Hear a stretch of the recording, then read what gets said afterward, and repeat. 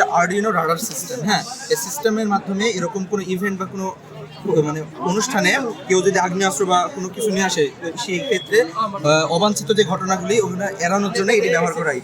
এটি 40 মিটারের মধ্যে কোনো রেঞ্জের মধ্যে যদি কেউ কোনো অস্ত্র নিয়ে আসে বা কিছু নিয়ে আসে, তখন সেটা সিগন্যালের মাধ্যমে আমাদের কম্পিউটারে ডিটেক্ট করবে।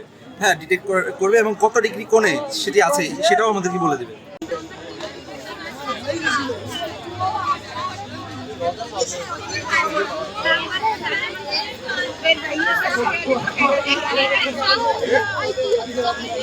এই অক্সিজেন মেশিনের মাধ্যমে এখানে যখন অক্সিজেনটা এসে পেট্রোল এবং পানির সাথে বিক্রিয়া করছে, সেটা একটি গ্যাসে রূপান্তরিত হচ্ছে এবং এই পাইপ দিয়ে ভিতরে একটা জায়গার মধ্যে যাচ্ছে এবং সেখানে গ্যাস একত্রিত হচ্ছে।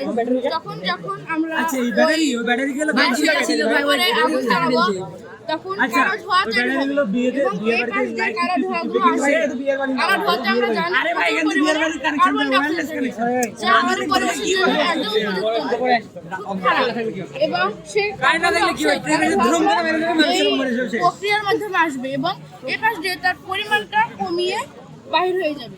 ধরেন আমাদের এখানে 10% যদি থাকে, এখানে আমাদের 8% বা 7% এরকম কমবে।